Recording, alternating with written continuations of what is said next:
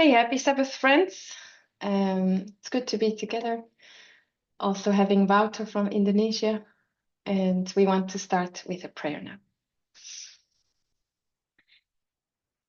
Dear God, we thank you for another Sabbath that we can meet and study your word. We want to ask your blessing and your guidance in this time where we need it, where we have several messages that we have to choose from, and we ask you to help us to apply methodology correctly, that we grow in that process of learning. We also want to ask you a blessing on the topic we're considering today, and that you are guiding my words and everyone's thoughts and concentration so that we can have a productive hour together. We ask all of this in Jesus' name. Amen.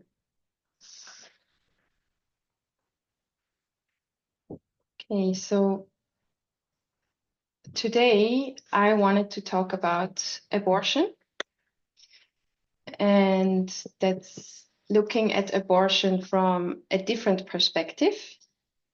I'm going to base the presentation on this book. I've had it for 2 years now. I'd actually just checked, and it was exactly 2 years ago that I read it. And I've been impressed by some of the arguments that are made in this book. So I thought it might be worthwhile sharing them. And I really like the approach that the author takes in the book, because it's really looking at the whole debate around abortion regulating women's bodies. It's shifting the whole discussion away from women on men.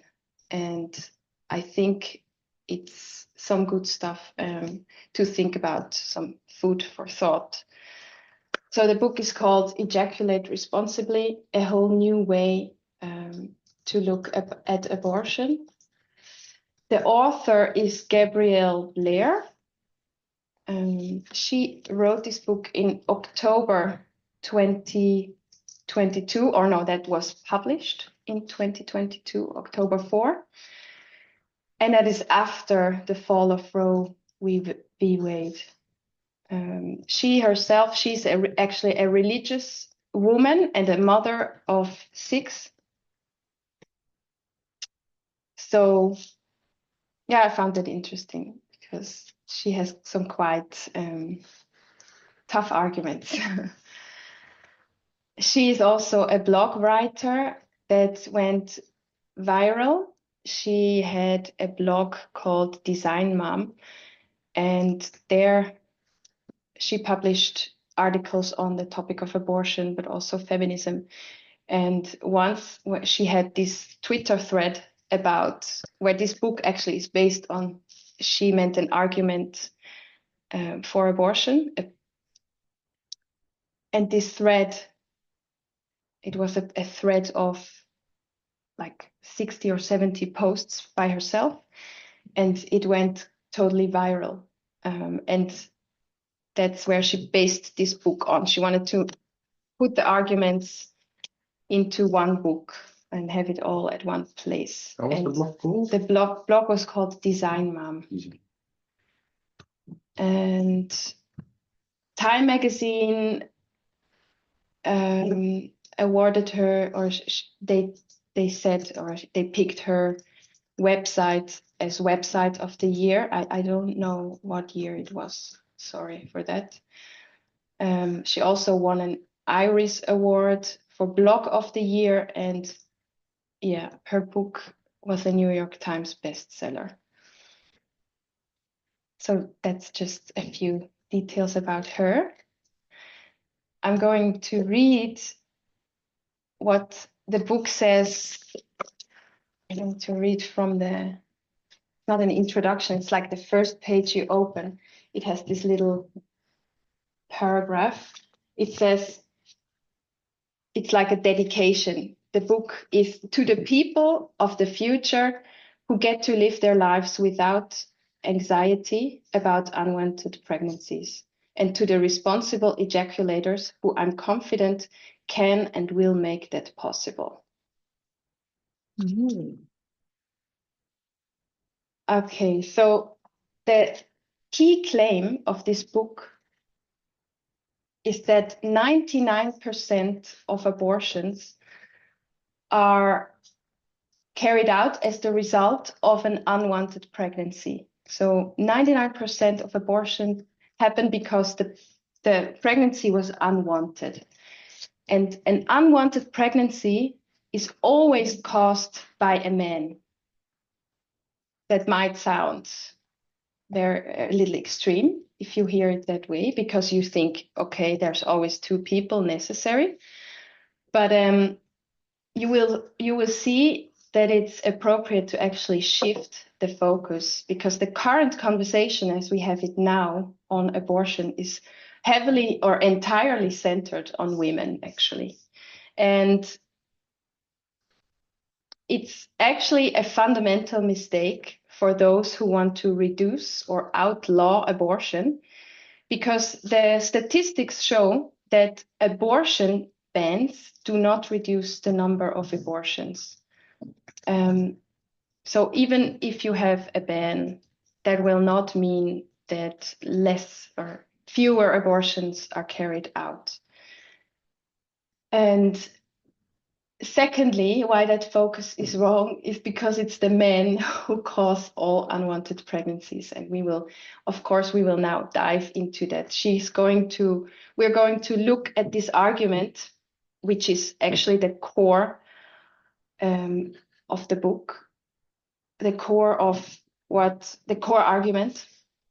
And we're going to look at it from different angles. So, yeah. You could also say an unwanted pregnancy doesn't happen because two people have sex, but only when a man ejaculates irresponsibly. And the burden to prevent a pregnancy, to prevent such an unwanted pregnancy, is currently put on the person who is fertile for 24 hours a month. Like a woman has an ovulation that occurs once a month, approximately, and we put the burden on her instead of the one who is fertile 24 hours every single day. That's really something to wrap your mind around. And that already brings us to the first argument in the book. I'll make some notes also for you.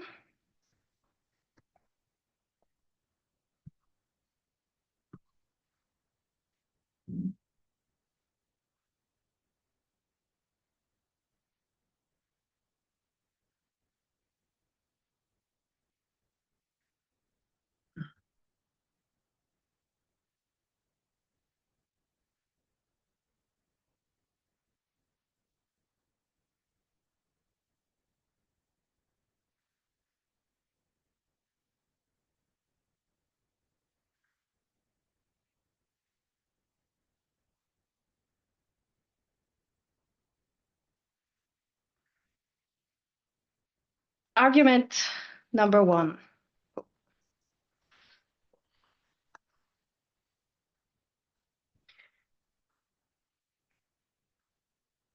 Men are 50 times more fertile than women.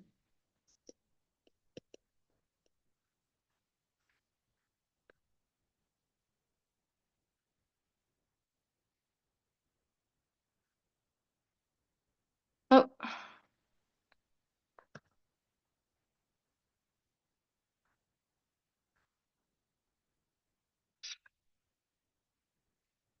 Okay. So we said a woman is fertile approximately 24 hours a month. Is that true? It's an approximation. Please. No, wait, we get there.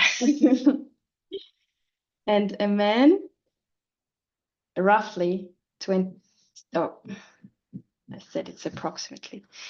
And a man, basically 24 hours a day, every day.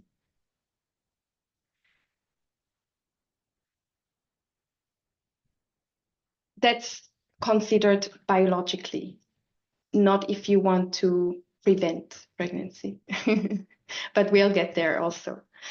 That means in the life of a woman, if you count 40 years until her menopause, approximately, we take 40 years as an example.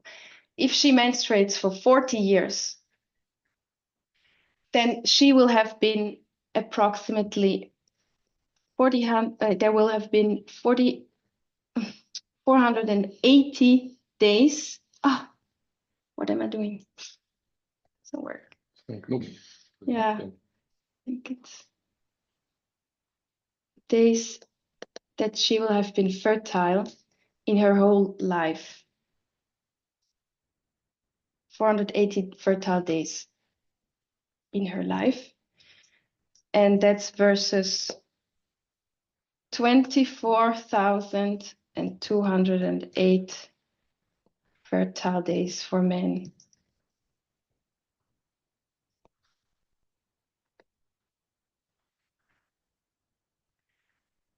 In these 40 If years, you do the math, that's just a little more than 50 times more fertile. Also in these 40 years, because a man is Yeah, longer than yeah. 40 years. No, sorry, that's not the 40 years. That's for the life. 60 years, yeah. Yeah. Okay.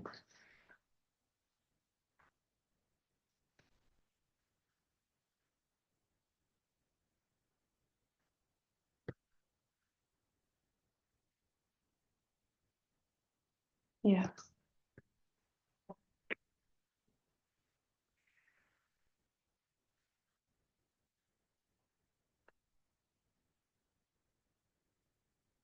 So if you do the math, that's 50 times more fertile.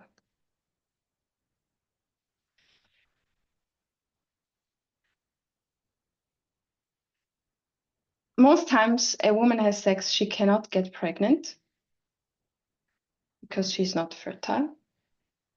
Every time a man has sex, he can make pregnant.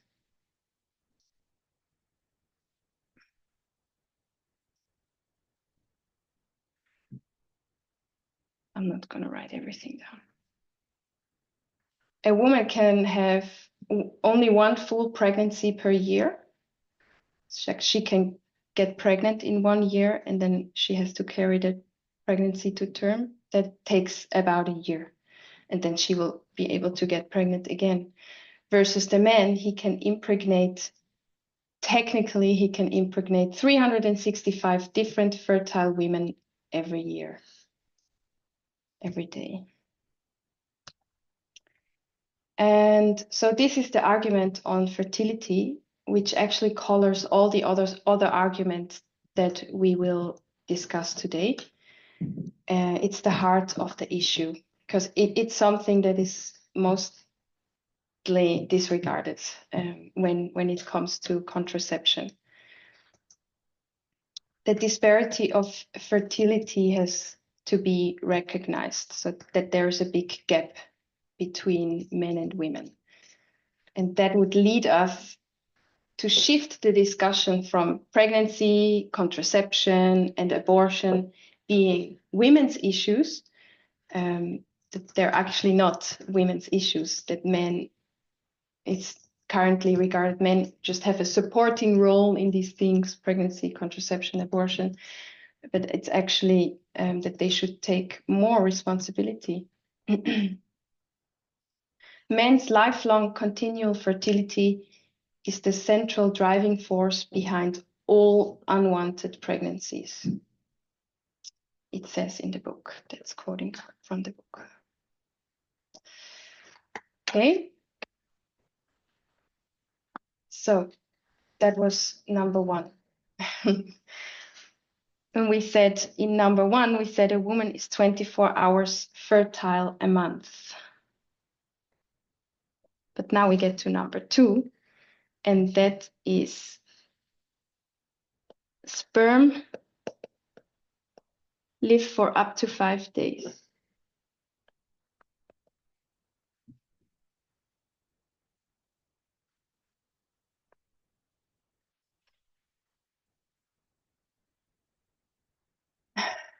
So a woman has an average of 1 egg per month in her cycle.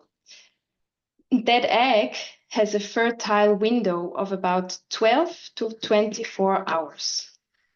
And we now, in the first argument, we went with 24 hours to be safe. So the fertile window you have, I will draw.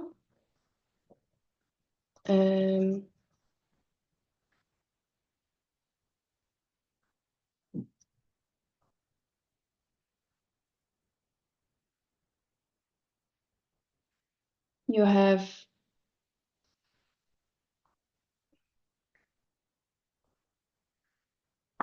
this period of, no, we don't want the red one.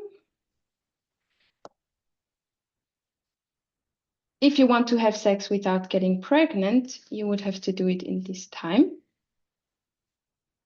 In the green time, it's safe, but then you have this 12 to 24 hours, like we will say 2 days.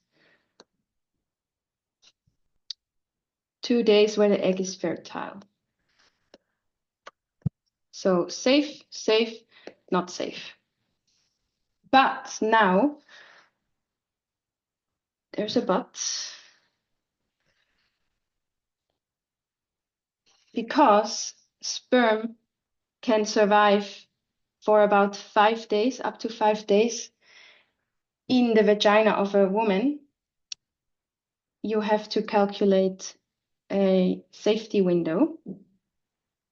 Where am I?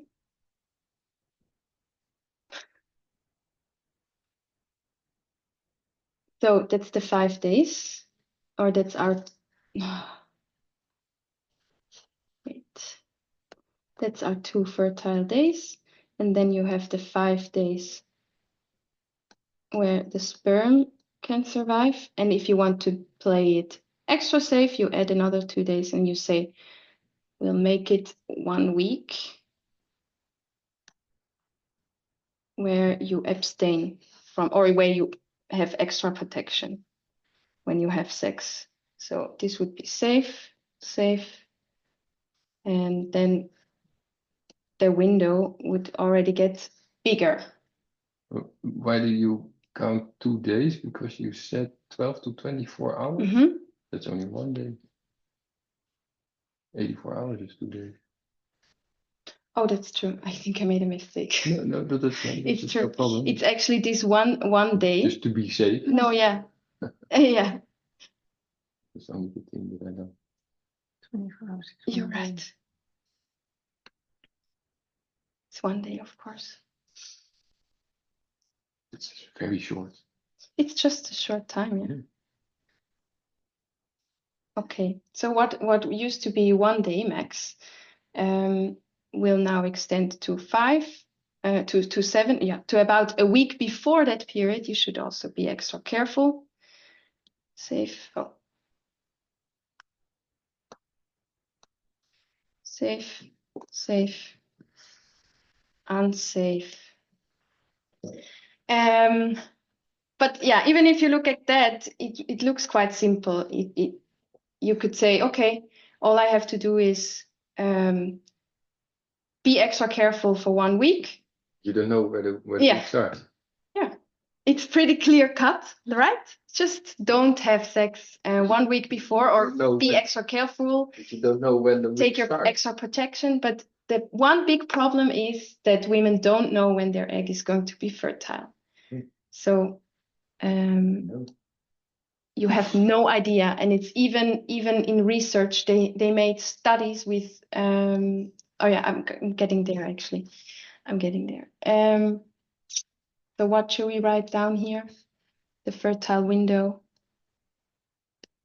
Fertile window is 12 to 24 hours, but sperm survive 5 days. And then to play it extra safe, you make it a week. And the big problem is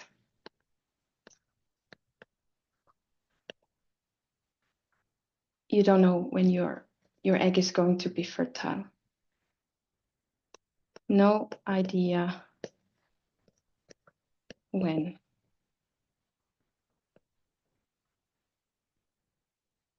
That brings us to number 3. Women's fertility is unpredictable.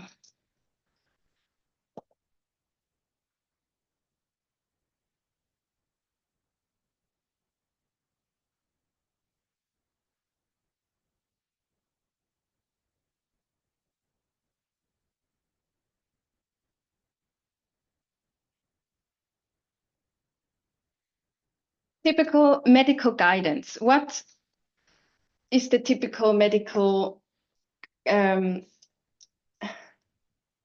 estimation on when a woman is fertile in her cycle? 14th day. Yeah. And what is the 14th day? Ijsprong. Or where do you start counting? Oh, first day is your start of menstruation. Okay, so 14 days after period start.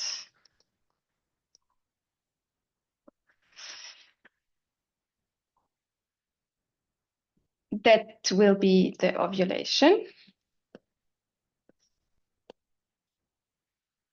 And there are some physical indicators that can tell you that's actually the case, that you ovulate. What is that? What are the physical indications? Higher temperature. Temperature. Your temperature rises slightly, especially the morning temperature, then you will, that's how some people use contraception, with measuring temperature.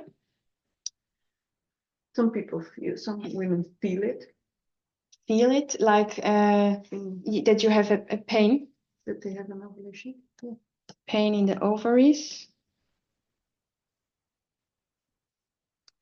What else do you know or experience yourself? They're more slimy. Yeah, uitscheiding, but I don't know. Lubrication. Mhm. Yeah, how do you say it? I don't know the English word. The vaginal lubrication, like it gets thicker, or I'm not sure if it's actually not thicker.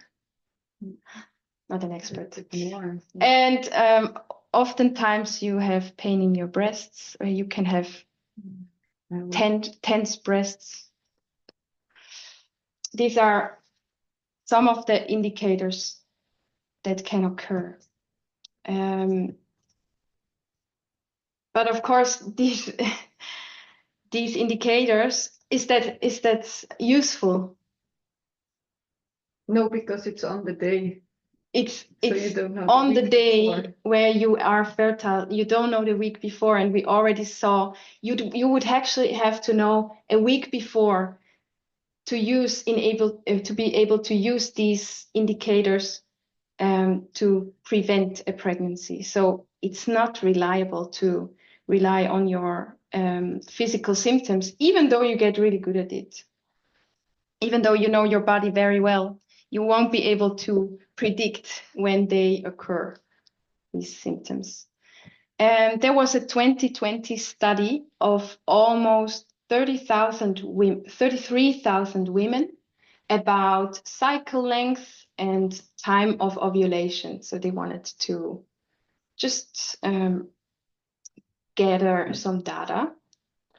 And the conclusion was 2020 study.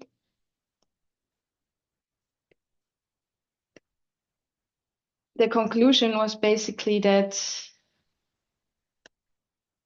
cycles are very variable.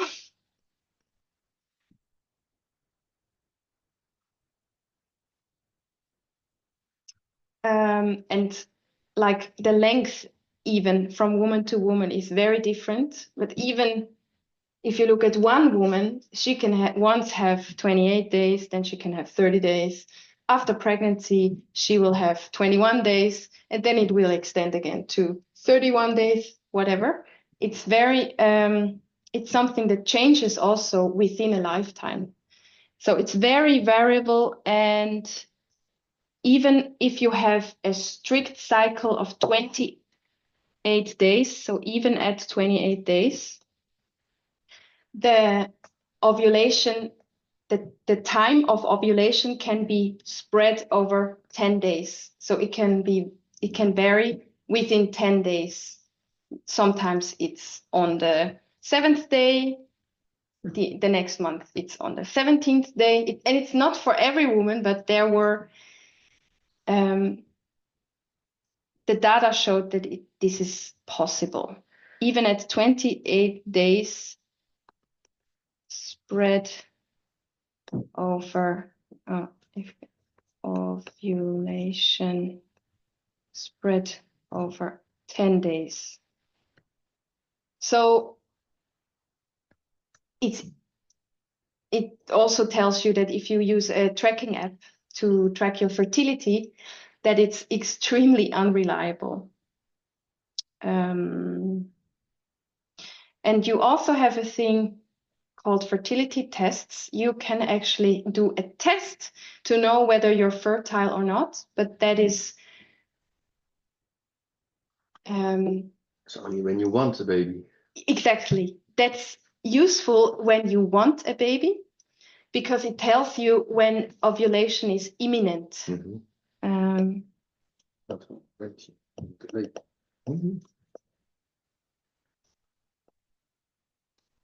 Good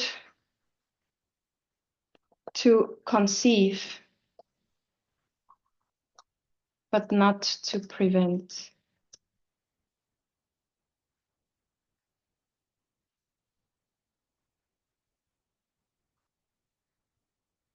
Ovulation is imminent.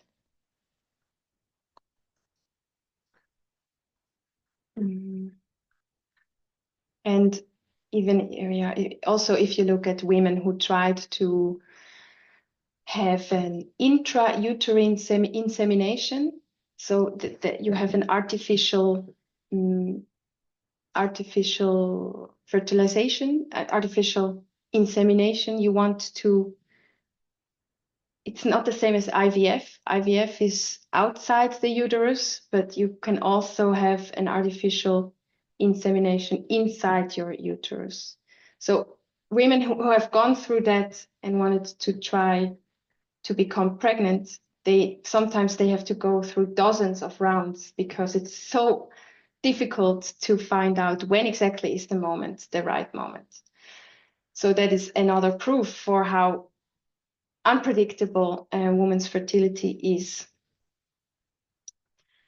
Then in the book, I want to get to a funny, it's a bit of funny analogy that is made, but somehow there's some truth to it.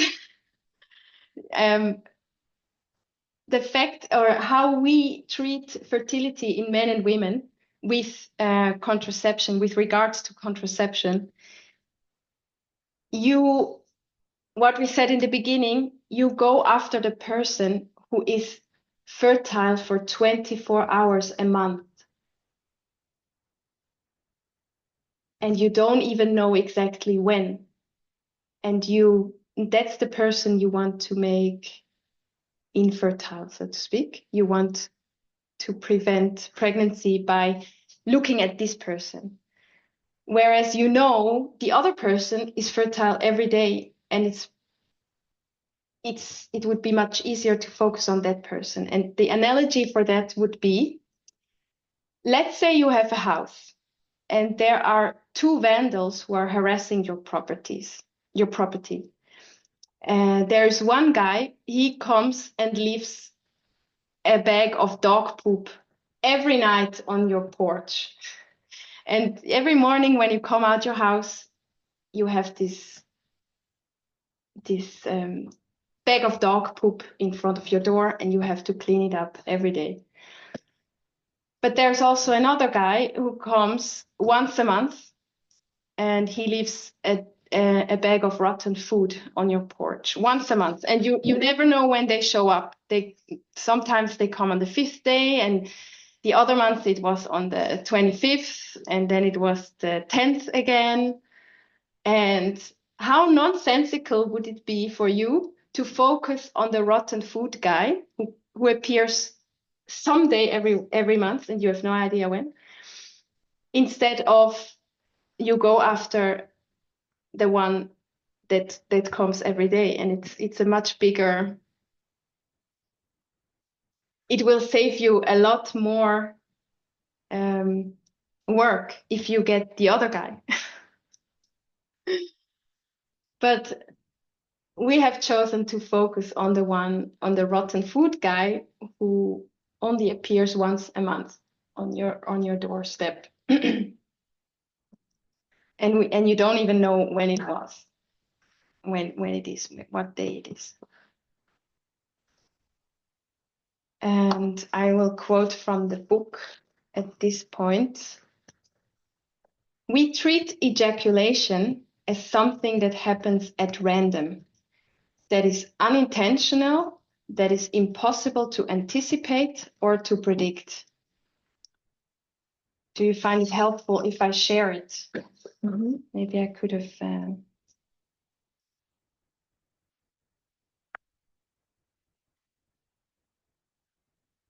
I'll put it in the chat on WhatsApp. So, we treat ejaculation as something that happens at random, that is unintentional, that is impossible to anticipate or predict. And we treat ovulation like it can be pinpointed well in advance and easily predicted. Somehow we have confused the two.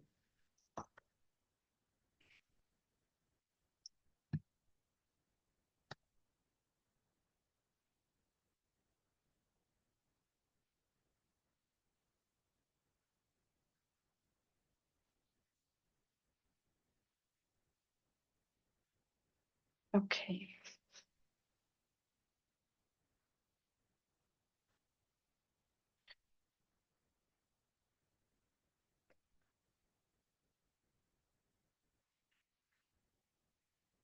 And who said this quote? This is That's from Gabriella. Yeah. Number 4 is quite easy. Don't think we're going to spend much time on this. It's ovulation is involuntary.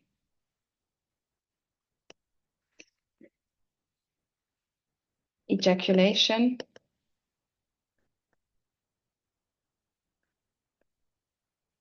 is not, or is voluntary.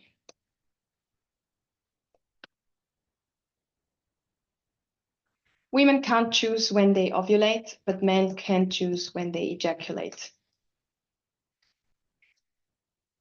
Women can't control movement of their egg. Let me write it down.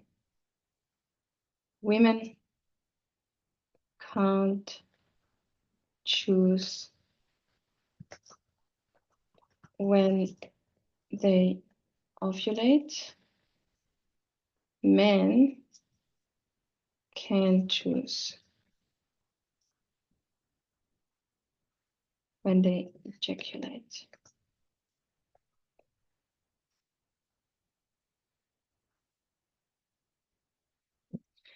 Women can't control, they can't control the movement of their egg.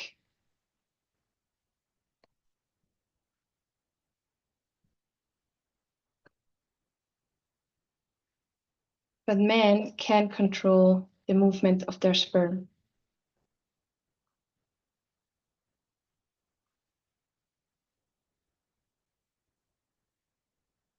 And that's like put it into someone's body. Women can't move their egg, or okay, let's remove the egg for as long as we have sex, and then I put it back or something like that.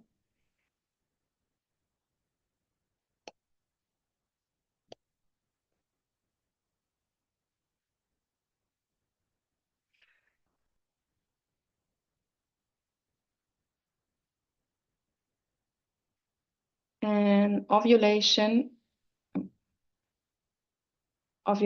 is not connected to sex.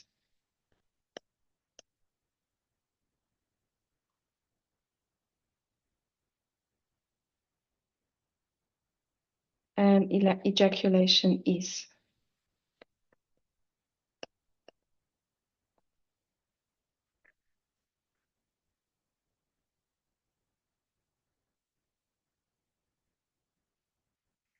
Sometimes when you hear these arguments, you can think, yeah, and so what? Okay, what does that change?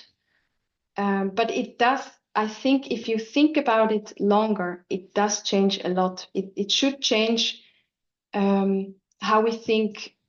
It should change the amount of responsibility we put on the person to prevent pregnancy. Because if we say 99% of abortions are caused by unwanted pregnancy, then actually prevention of these unwanted pregnancies is paramount. That's the most important thing. It shifts the problem from treating the abortion problem.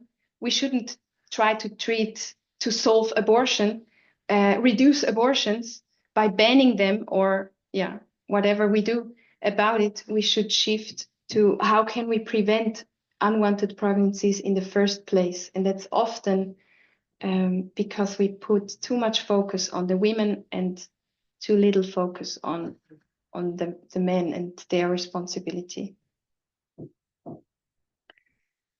Okay, let's go to number 5.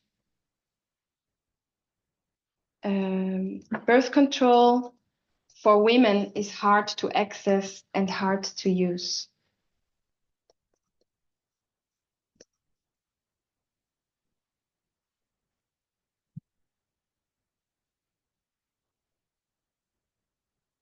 For women,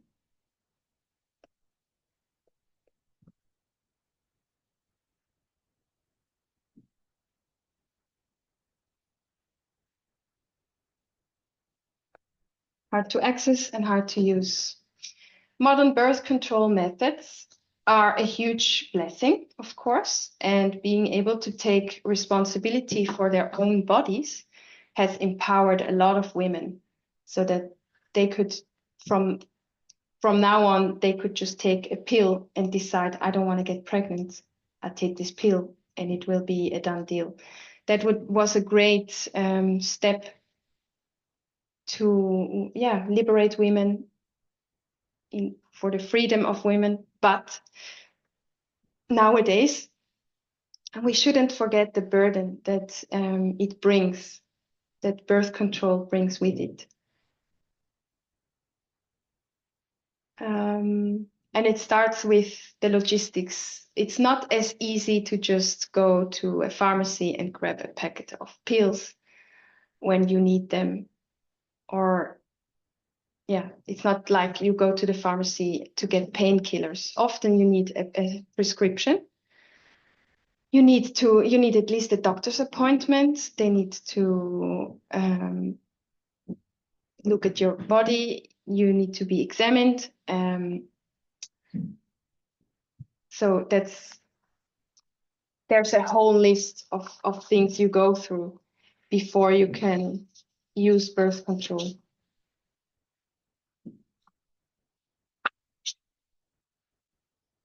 I'll just read a small portion. Female contraception requires a prescription. For women, this means that access to any form of common birth control starts with a doctor's appointment and a physical exam. No big deal, right? It's just doctor's appointment. All you have to do is find a healthcare provider who's taking new patients, have health insurance, double check that the doctor takes your insurance, wait 6 weeks for the next available appointment, come up with money for the copay, take off work, miss school, or find childcare to attend the appointment, and then lay on the exam table with your legs in stirrups while the doctor explores your most sensitive parts with a cold metal medical tool. After that, you will need to find a pharmacy and stand in line for 45 minutes to fill your prescription. Or if you're lucky enough to have a fixed address, you could set up an account with an online pharmacy and have the birth control delivered. Be sure to monitor your account to make sure deliveries are happening on time and that the prescription is up to date, and so on and so on. If the birth control the doctor prescribed isn't working for you, you'll just need to make an additional appointment to discuss other options or work out the kinks. And depending on what type of birth control method you decide on, there could be follow-up appointments to have an IUD inserted or to get a quarterly shot. If a birth control method is working well for you, you still need to repeat this doctor's appointment process at least once a year in order to keep the prescription current. So yeah, you get the gist. It's a whole list of things you go through.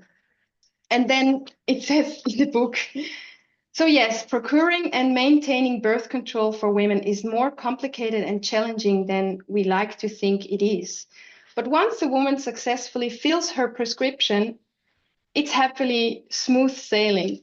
Just kidding. Because then once you figured out what birth control, or once you get there and you have your birth control, then the risk is very high that you deal with side effects. And there the list is long as well. And there are actually also many health risks to birth control. Based on what we know now, birth control is actually riskier than any of the COVID-19 vaccines. There was an incident with the Johnson & Johnson vaccine that was paused for 10 days because less than 1 in a million patients who had the vaccine, they were at risk for blood clots. For oral contraceptives, the risk for blood clots is 3 times higher. So you have the Johnson & Johnson.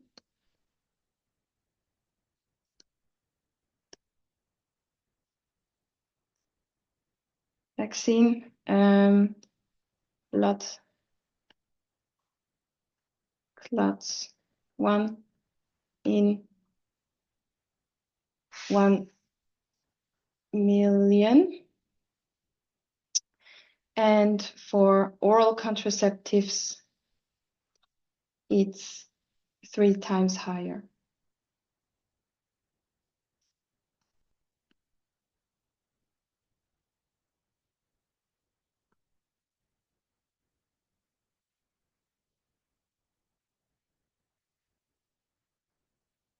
The FDA, the Food and Drug Administration, says it's about 3 to 9 out of 10,000 women, the risk. So in the best case, that's 1 in 3,000, and in the worst case, it's 1 in 1,000, roughly. 1 in 3,000 best, and 1 in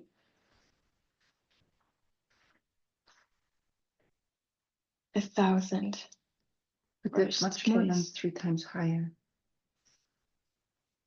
It's actually much more. That's like 100 times higher. Or maybe I did a calculation mistake. Let's check. For the Much higher risk of blood clots.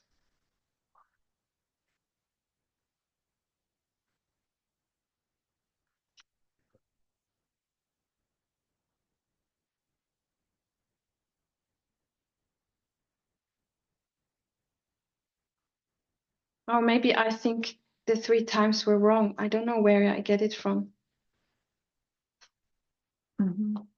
I would say it's much more than Yeah. 1 in a million at least, or 3 in a million. Based on what we know right now. Based on what I've seen.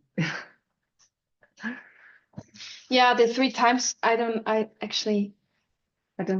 think it's much more than 3 in a million. For all the women that I've seen already. much higher. 1 in a million is the Johnson and Johnson Yeah, but vaccine. if you say 3 times higher, it's 3 in a million. Yeah, it's much higher. Much more. Okay, sorry for that. Cool. I'm glad you're so attentive. Yeah. And despite those risks, women often take the pills for like many years and from a very young age. And then there's another interesting thing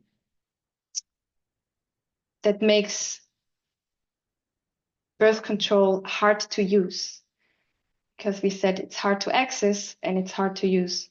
Back to the hard to access first. Another point is, so you have the logistics, you have the side effect, and once you have the logistics, I mean by that you have to make appointments and so on. Once you have, or not once you have access, the access can be difficult because there are people who actively work against your right on birth control. You have people who want to make the access to birth control much more difficult, conservative forces. Then once you have the access, you face side effects, and you also have the health risks. So that's one. But then for the point that it's hard to use, I'm not sure who here of us women has already taken the pill, but how does a pill normally work? Like, what's the regimen? How do you take the pill? 3 weeks on, 1 week off.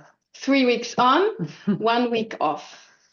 You have You have a strip of 3 weeks. 3 weeks. You start it. Mm-hmm. so the regimen is unnecessarily complicated. Yeah. I'll draw it for everyone to understand, to make it visible. So you have 21 days on the pill, and then you have 7 days where you take a break. And in these 7 days, you get what is called a withdrawal bleeding. So actually, when you look at it like this, it's quite resembling a natural cycle. You are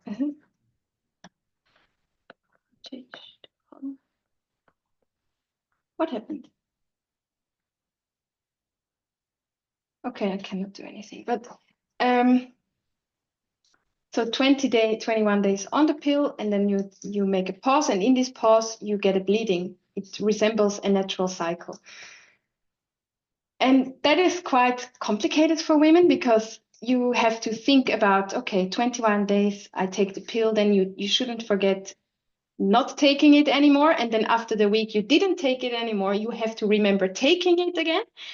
Because at the beginning and the end of the 21 days, if you miss a pill there, then you run the highest risk of getting pregnant.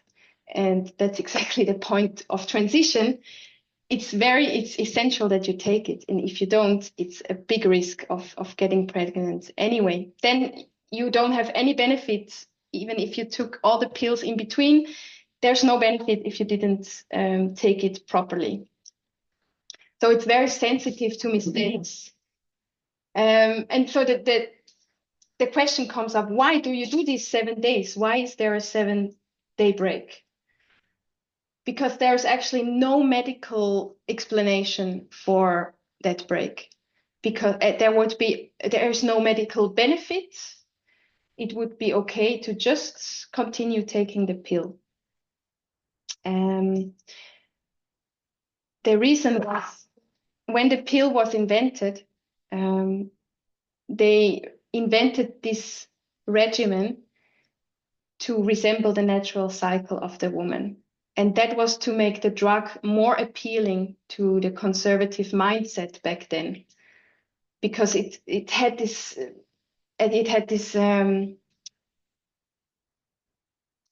it looked like, because if a woman doesn't have her bleeding, her monthly bleeding, that is unnatural, right? And so they kind of imitated the monthly bleeding with that, the monthly cycle. And it's also because the pill was dosed much higher back then, and some women,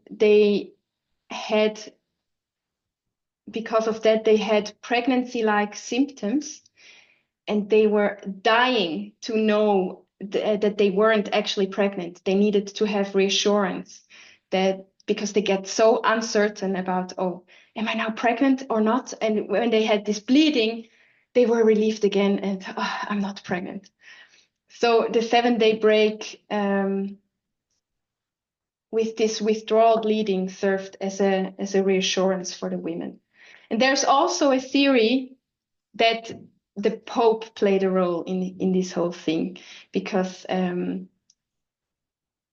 Pope didn't agree with contraception, and they were hoping to win the Pope by designing the pill like this. But that's actually not the whole truth. She brings this argument up in the book, and I thought, whoa, that would be really insane. I read a tweet when this story came out. It was an article in The Conversation. They had a story about why is there this 7-day break. It actually has more to do with the Pope than with your with nature, or what did it say? It has more to do with the Pope than with your health. So I went and you find there was a tweet from a feminist. She said, "This is insane and just shows how women's bodies are held hostage to men's feelings. Women have been lied to for 60 years to please the Pope." And there is some truth to it. There is some truth to it, because as we said, there was this conservative mindset, women and their cycle, and that's the natural way. And we want to kind of resemble this natural process. We don't want to lose it. But it was not only because of the Pope. Maybe I can read something that I found about it. But examining,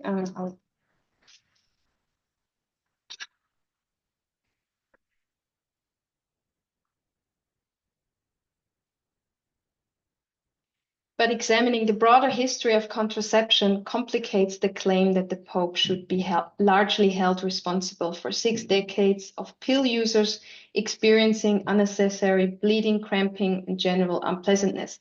Because when you get off the pill, most of the time, then you get all the bad symptoms in that week. The period, the PMS symptoms, like we know them.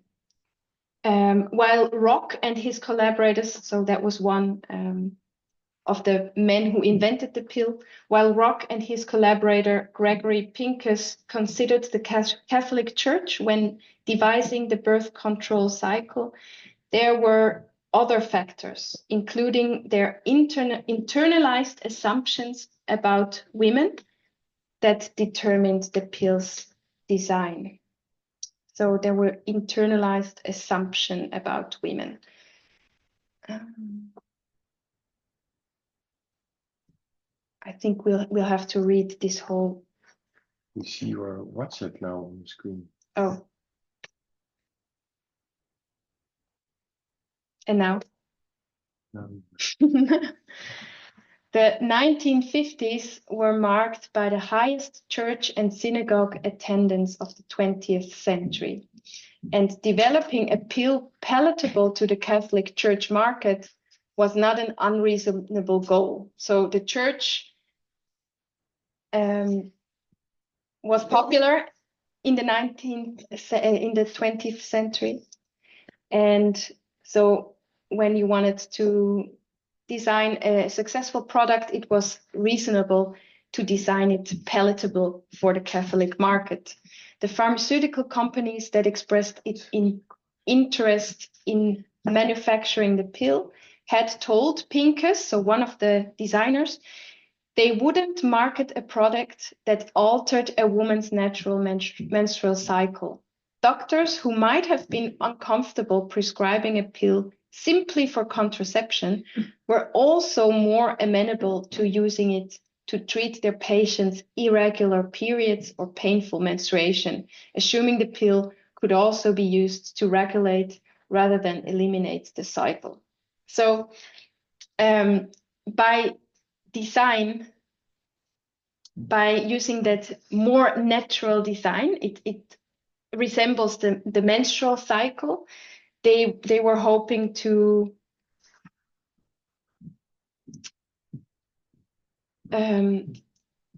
please the pharmaceutical companies. One, because they didn't want a product that alters the female cycle, and also doctors didn't want to prescribe the pill simply for contraception, because that, whatever reason, because women would be, how do you say, promiscuous, and because it was kind of morally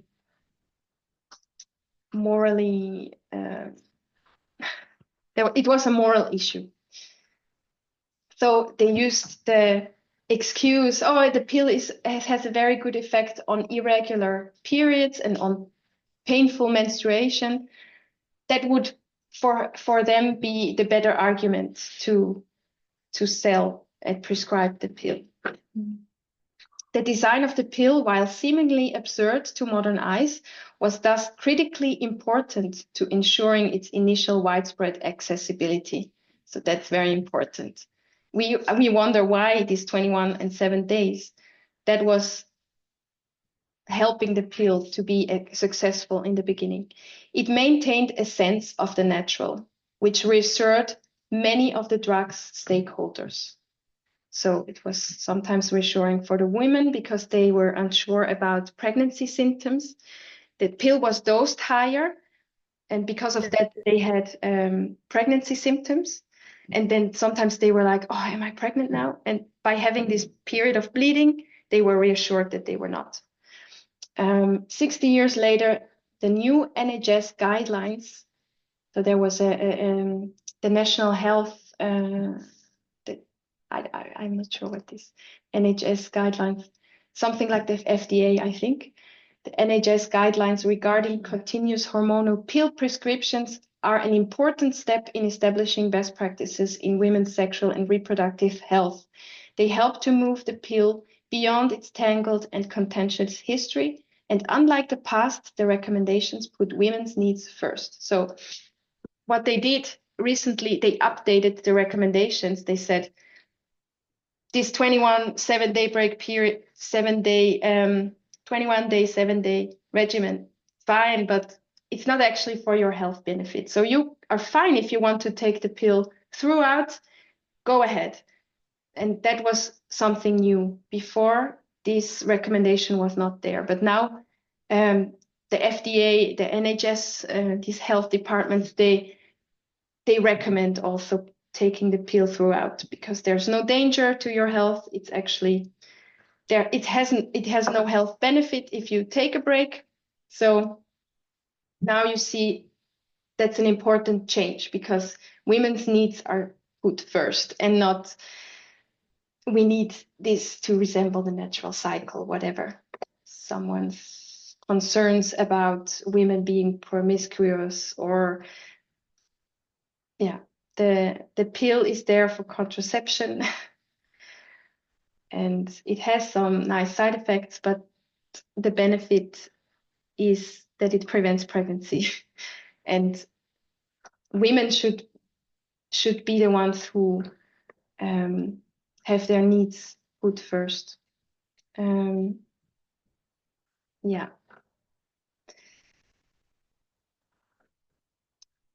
So I found that an interesting rabbit hole to go into. I went quite down this rabbit hole, and I would actually, I liked to study more about this. So the Pope did play a role, but he wasn't the only one. It was also the pharmaceutical companies, the general mindset on women and sex back then, that created this design, the pill design. Okay, now I look on the time, and we're actually quite far advanced. We only discussed 5 arguments. I think... How many arguments do you have? 28.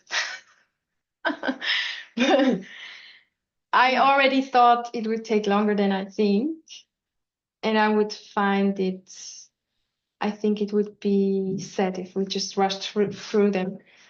But I would be willing to continue this at a different time, that we can look at 5 more arguments, or even, I think it's a topic I want to develop further anyway, because we had at the international camp meeting, there was an interesting discussion on abortion with Elder Parminder. We stood there at the kitchen table, like into the night. We discussed about abortion and the ethics of abortion, how we can actually justify. I mean, we are pro-abortion, but still there's still a life you deny somehow. And the question was, what's the mechanism?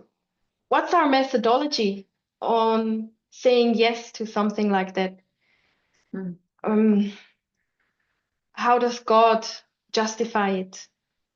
And subsequently, how does God justify way back when in the Bible, in the Old Testament, when the Israelites needed to invade and take over a country, and millions of innocent people, babies, children, were just eliminated? How is that justifiable? It's a question that many atheists have. Like, I want to believe in a God, but if that's your God, I'd rather not. It's a very legitimate question that we can be honest about and just say, I don't have the answer yet, but I'm sure there is one.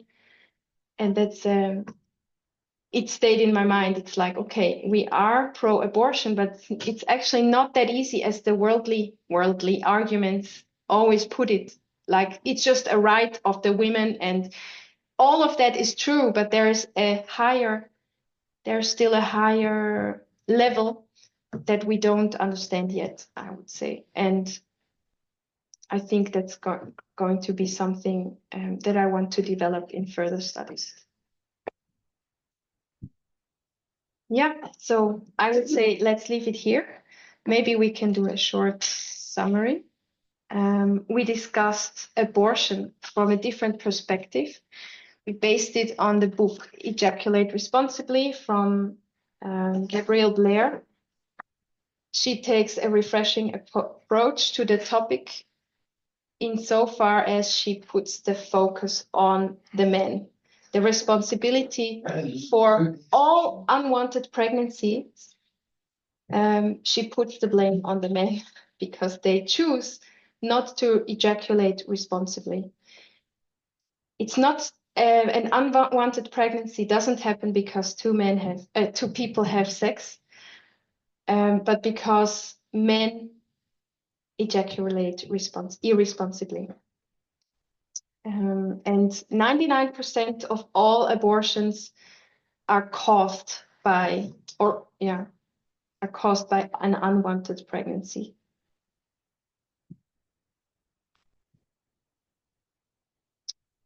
The medical emergencies are actually just a very minor, small portion of all abortions.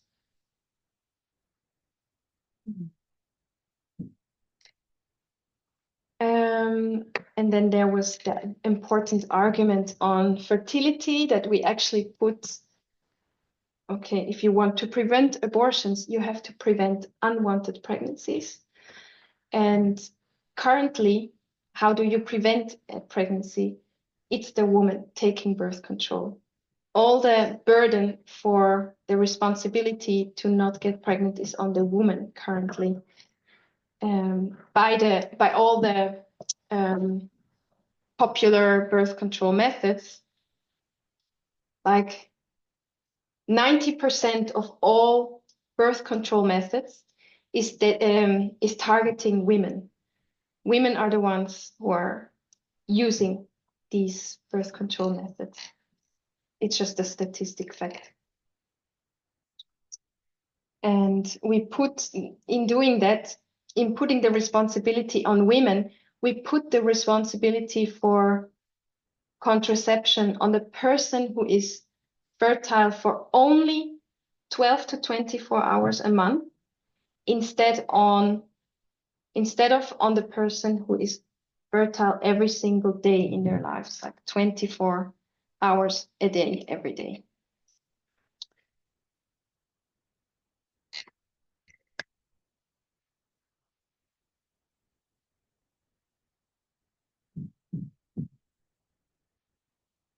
And then we started looking at some of the, we started to look at how hard to access birth control actually is and how hard to use. And there would be much more to add because there's also the financial aspect we didn't even discuss in this session, but hopefully we'll get the opportunity to do so. Let's pray. Dear God, thank you for this hour together. Thank you that we could discuss abortion. I think it's a very important topic for us to wrap our minds around and to think about more deeply. Also regarding the more difficult questions that we're not able to answer yet. Thank you that you allow us to be honest with ourselves and with you about the things we cannot quite grasp yet, but that you will lead us on a path to understanding them. We ask all of this in Jesus' name, and thank you for being with us on the rest of the Sabbath. Amen.